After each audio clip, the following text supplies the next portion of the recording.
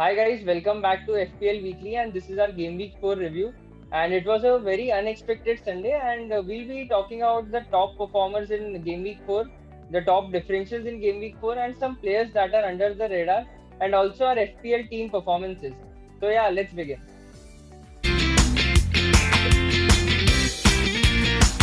So let's start with Milind. Milind is a Liverpool fan, I know, but let's start. How did your FPL week go? Yeah, let's not talk about the football week since. Yeah, so the FPL week I think went well. I got 56 points, slightly above average. And the people who returned for you basically my Southampton defense, a double Southampton defense, which is McCarthy and Walker Peters. So McCarthy got a save point and 2 bonus points along with the clean sheet. Walker Peters got a clean sheet with a yellow card, but that's still better than what other defenders have returned this week. Apart from that, I have Salah as my captain. So basically, these three people saved my week, along with Calvert-Lewin, who got a goal.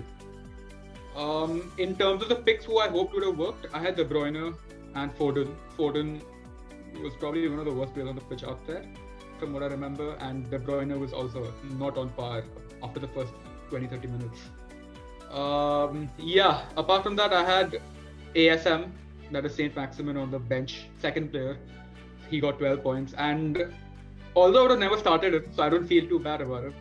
But yeah, that was someone, if I did have, would have jumped my game week a lot more.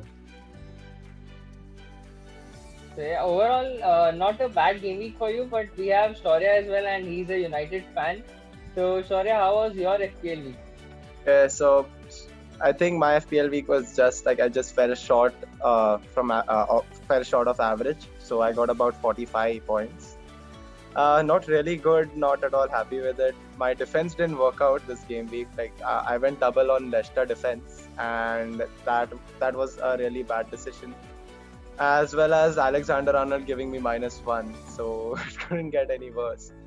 And I had ASM on my bench, so I think I should have played him instead of one of my Leicester defenders, say instead of Justin or Castagna. So could have done that. Apart from that, De Bruyne was my captain. So like it's been 4 game weeks since like my captains have been returning just 4 points. Let's hope that changes next game week.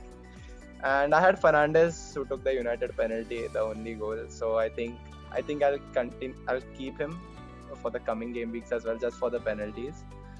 And I had James Rodriguez, who saved my game week. I think had I not had him, I think it would have been somewhere around 30s for me, like less than 30s. So yeah, and I had Maupay as well. So I had to make a choice between Maupay and Watkins as my differential striker. But since Watkins was facing Liverpool, I didn't go with that. So that's about it. What about you, Chirag? Talking about my week, I had a pretty good game week, 61 points in FPL, but I took a -4 hit to remove Son from my team, and that kind of didn't go well. As you all know, Mourinho played Son, started him, so he got the points. But instead of that, as I spoke out in our last show as well, I took a differential that I spoke about, Trossard. He got an assist, so Trossard is a good option for long term. So he got an assist as well in the game. So I think I'll keep him and Son. And it is an international break now, so let's see what transfers we make. But it was a good game week overall. I had Sterling as my captain. So finally, Sterling, my captain, played well. So yeah, and that's how it is. So let's go into our next topic. That is the top performers in game week 4.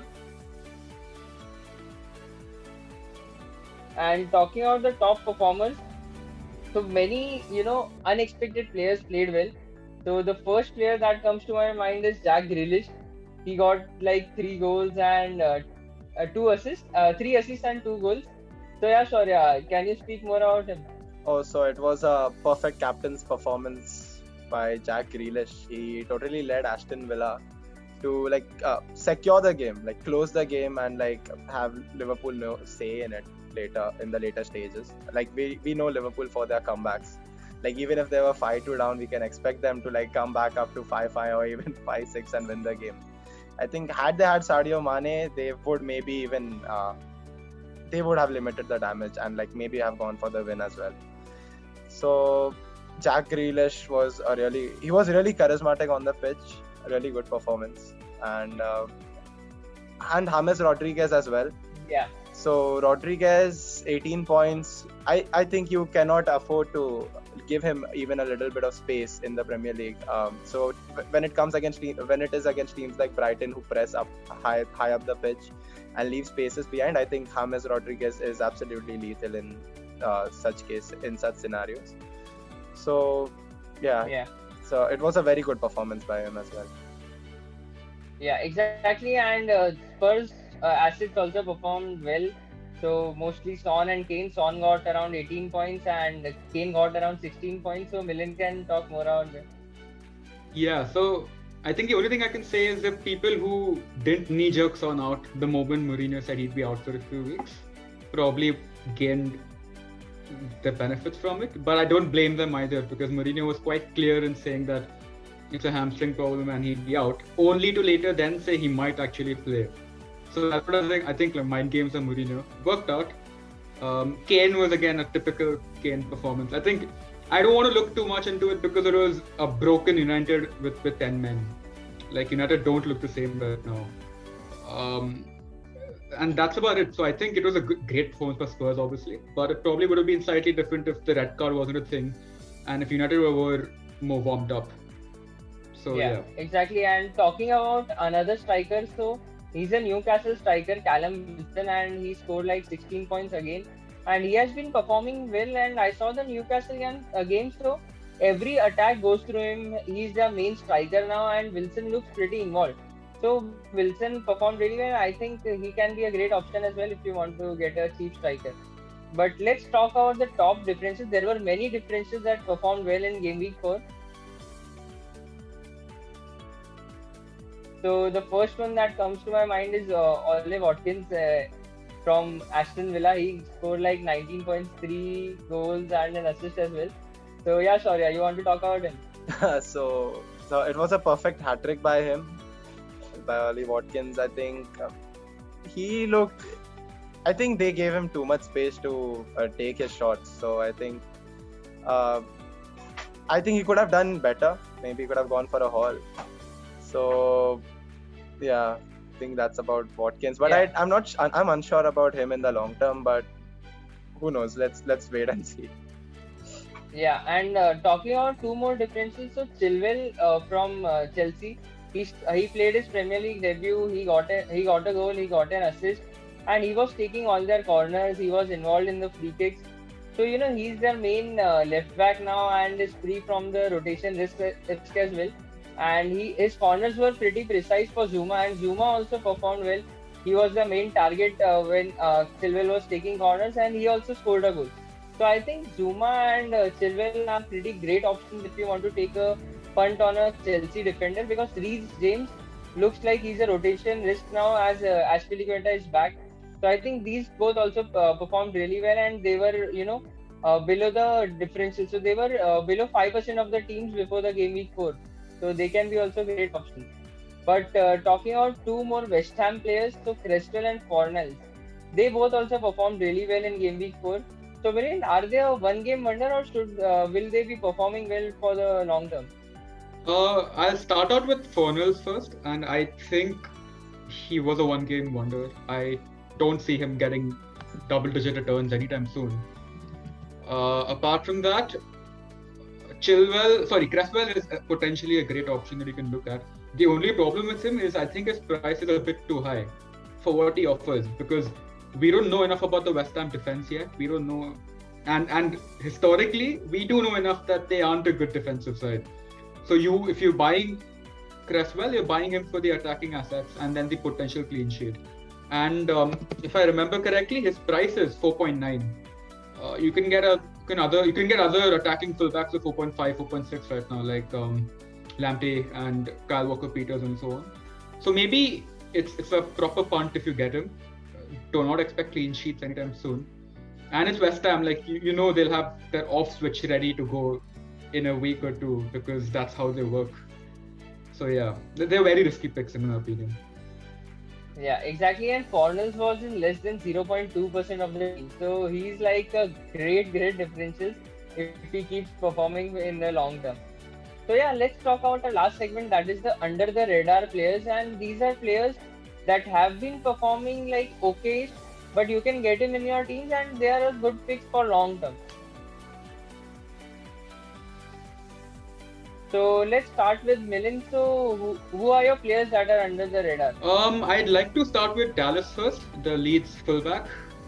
If you catch the game, if you watch the game versus City, like the fullbacks were so good and so advanced up in their attacks. Like honestly, if Dallas or Ayling, both of them had better shooting, they would have had more goals.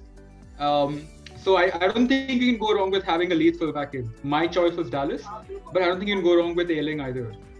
Apart from that, I would also like to mention Ryan Brewster. Now, he's not technically under the radar since he's had no minutes yet. But if you are wildcarding, which is something a lot of people will do because it's the international break, he is a great potential 4.5 million striker who will start and get a lot of minutes because he was Sheffield's transfer record signing. So, yeah, that's honestly something you could look at as a 4.5 million playing striker who will get returns if he does play. Yeah, so those two are pretty great options, I think. And Shaurya also has some under the radar players for us. So, Shaurya, who are your players? Okay, so looking at the West Ham game in the last game week and this current game week, like they scored 4 goals against Wolves. It was not a convincing performance, but they certainly got the goals and ended with a clean sheet. So we had Bowen with 2 goals in the last game week, and he scored another again in this game week. And I think Ross Barkley from Aston Villa, I think he was wasteful on a few occasions, but like overall I think he had a very charismatic presence in the game, and he always had things going on in the midfield. He I think it was a good performance, but he can do better. So let's see. Yeah, exactly. And as you spoke about Bowen, he looks pretty involved in the West Ham attack. He's the main midfielder. If you can't go for Antonio in your forward line, I think Bowen is the man to go because he has so many penalty touches and as well, and he always looks to score. So I think he's a great pick as under the radar player. And another player I want to talk about is Lookman. So he played for Fulham his first game. He only played for 23 minutes, but in those 23 minutes he created one big chance, and also he won 7 duels and didn't lose anyone. And he was involved all the attacking when he was on the pitch. So I think he can be a great under the radar player, and if you he's currently in 0.1% of the teams. So if you want a punt, and he's a 5 million midfielder and he plays in the front 3. So I think if you can get him in your teams, he can be a great differential for you and get you up in your mini league. So I think he's another great option. So yeah, that's about it, and we'll join you as it is the international break. We'll come up with some interesting topics as well, and we'll join with our FPL review soon. So yeah, stay connected, do like, share and subscribe, and keep watching.